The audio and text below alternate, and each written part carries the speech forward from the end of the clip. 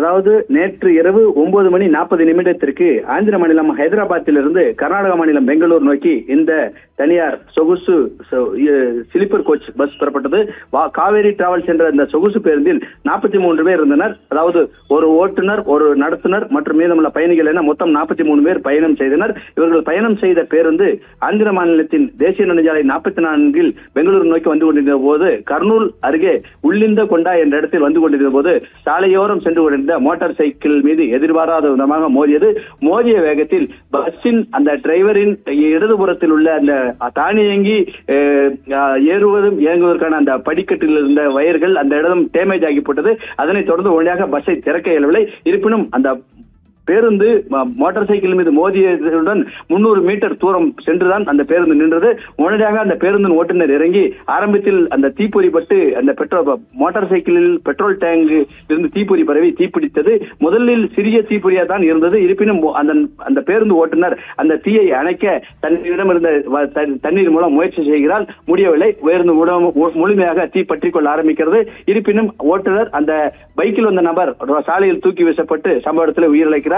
அதே நேரத்தில் பேருந்தில் இருந்த அந்த டிரைவர் இருக்கை அருகே இருந்த ஒரு சிலர் மீட்கப்படுகிறார்கள். முழுமையாக அனைத்து பயணிகளும் மீட்க இயலவில்லை. ஒரு சிலர் கண்ணாடியை உடைக்க முயற்சித்தனர், முடியவில்லை. இதே நேரத்தில் பேருந்தின் ஓட்டுநர் கூட தானியங்கி கதவை திறக்க முயற்சி செய்தார், அது முடியவில்லை. காரணம் என்னவென்று பார்த்தால் தானியங்கி இயந்திரம் இருந்த இடத்தில் டேமேஜ், அதாவது மோட்டார் சைக்கிள் மோதிய வேகத்தில் அந்த இடம் அனைத்தும் பழுதானது. டேமேஜ் ஆனதால் அந்த தானியங்கி கதவு முழுமையாக செயலிழந்து விட்டது. அதனை திறக்க இயலவில்லை. அதனால் பயணிகள் யாரும் உடனடியாக வெளியில் இறங்க வழியில்லை.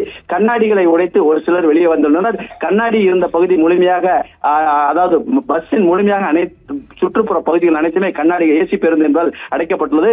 தப்பித்து ஒரு சிலர் கண்ணாடி உடைத்து வெளியே வந்தாலும் சுமார் 20 பேர் எரிந்து உயிருடன் எரிந்து சாம்பலாகினர்.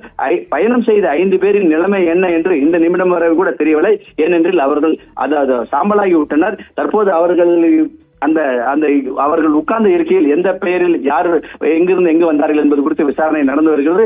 சம்பவ இடத்துக்கு காலை 4 மணிக்கே விரைந்து வந்த அந்த கர்னூல் மாவட்ட போலீஸ் சூப்பரண்ட் விக்ராந்த் பாட்டீல் சம்பவ இடத்தில் இதுவரை இருந்து அந்த அனைத்து உயிரிழந்தவர்களின் குடும்பங்களுக்கு அந்த சடலங்களை ஒப்படைக்கும் பணி, பிரேத பரிசோதனை பணி மற்றும் FSL ஆய்வக அறிக்கை அந்த அதிகாரிகள் குழு தங்கள் பணியை செய்து வருகிறது.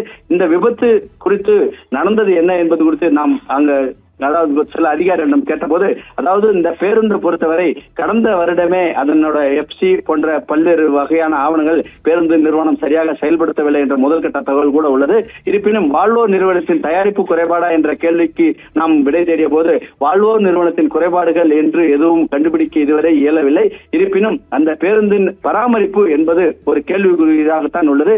அதாவது பேருந்து பராமரிப்பில் பேருந்து புறப்படும் முன் அந்த பேருந்து சரியாக உள்ளதா, முழுமையாக அதாவது RTO அதிகாரிகளுக்கு உட்பட்டு மோட்டார் வாகன உட்பட்டு செயல்பட்டதா என்பது பார்க்கும்போது அது கேள்விக்குறியாகத்தான் உள்ளது.